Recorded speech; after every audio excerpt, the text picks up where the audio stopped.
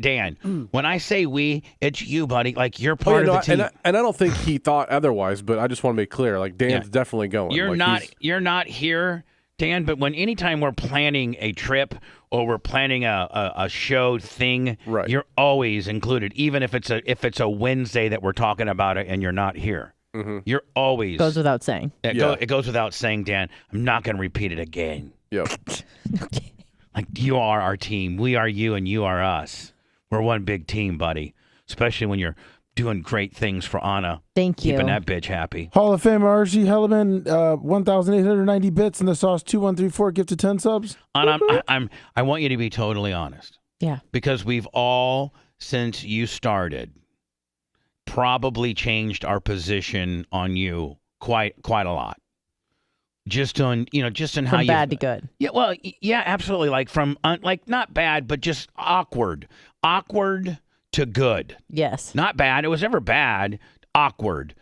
Awkward and unsure. We were unsure as to whether we were going to be able to jive with you, and it was kind of awkward in that sense. Sure was. And then, and even before you started getting the Blitz D, that's really what did it. It probably was the closer. It was the final nail in the coffin. But you already were coming around on just being cooler. I think so. Like, just overall. Now the D took you to the next cool edge. Sure did. But you already you already were fitting in.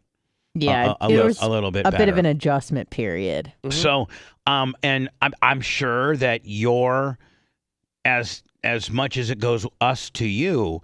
You probably individually have sized each one of us up at one time in the early beginnings, and now probably have a different understanding or maybe dynamic with that person than you do now. Like, for instance, you and I weren't very close, like, not at all. Like, no, you were blacked out on a grader telling me to quit if I wanted to. Okay. Sorry.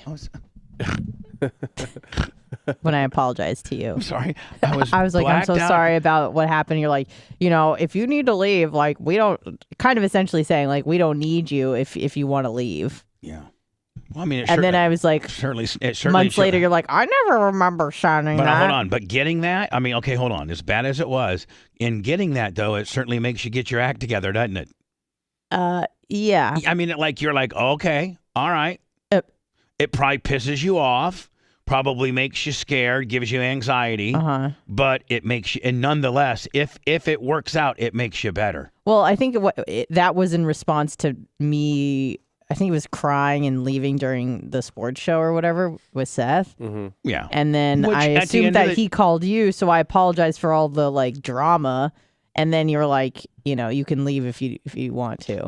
And one of the reasons I said and then that made me cry more. So it actually made the situation worse. But I was trying to toughen you up too by saying, like, that behavior is unacceptable.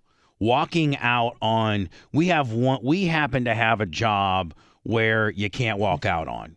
I mean, it wasn't during the main show. Well, I know, but it's still live. I understand. It's still live. It's a live medium that you have committed to being a co-host on.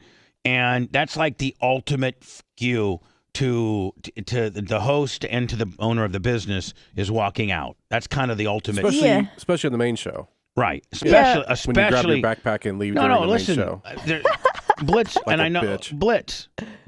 Yeah. Blitz. What? You're correct. Yeah. You're correct. Yeah. But just back it down a notch. Your point is so well taken, and your point is very correct. But nonetheless, a walkout is a walkout. It is more exasperating, if you will, and a bigger shockwave on the main show. Yes, it is, but it's still nonetheless a walkout. And so when you did that on, I was like, how much does she really want to, I thought she was a little bit more thick-skinned than that. I had you as a little more thick-skinned than that, and that you should have been able to shoot it right back. The Anna that I know isn't going to cry and may let any guy hurt. She's going to fight, and it's going to be awkward, and she's going to give it right back to him, and she ain't backing down. And that's the Anna that they just kept bringing up something that was upsetting, and I understand. Didn't want him to, and I just... Well, nonetheless, couldn't control myself. It made you tougher. Yes. Fire Medic 841, 1,000 bits. It made you tougher. It did. So, I mean, I'm sure, and you've probably changed your view on me a lot. Yes. And obviously you've changed your view on Blitz. I mean, talk about the one that you've changed. I mean, you're sleeping with him. Sure am. I mean, that's not only changing your, I like this guy. That's taking it to the next level. Like, wow. Yeah. I mean, that's like very rare within the industry. Right. From coworkers to to lovers. Or lovers, yeah. And hold on, from coworkers to you having a thing in your head about how you will never date a coworker. It's all bad. It'll never work out. Nobody can ever talk me out of this. Right? Mm-hmm.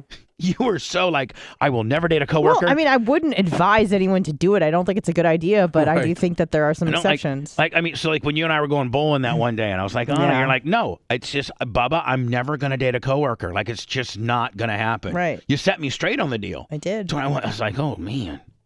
Like, you were like a real bitch about it. I'm like, man, guys just wants his little ass. Yeah. Sorry for being a bitch. It's all right. It's all right. So my where I'm going. Not everyone gets what they want. So where I'm going with this is this. Where I'm going with this is this. This is my final. This is where I'm going with The this. payoff. And that is, I promise you, and you may deny it, but you didn't like Dan at first. Like you didn't. I actually did like Dan, and then I didn't like Dan, and now I love Dan. So what I'm saying is, like, you've porpoised some with Dan. Like, you liked him. You thought then he kind of got on your nerves and was douchey. Yeah. And now Circumcision Gate, I think, didn't help. Right. Like, you guys have gotten into some battles. Yeah. And I guarantee you that you've driven home many a times thinking he's the biggest asshole ever and he's a douche and whatever.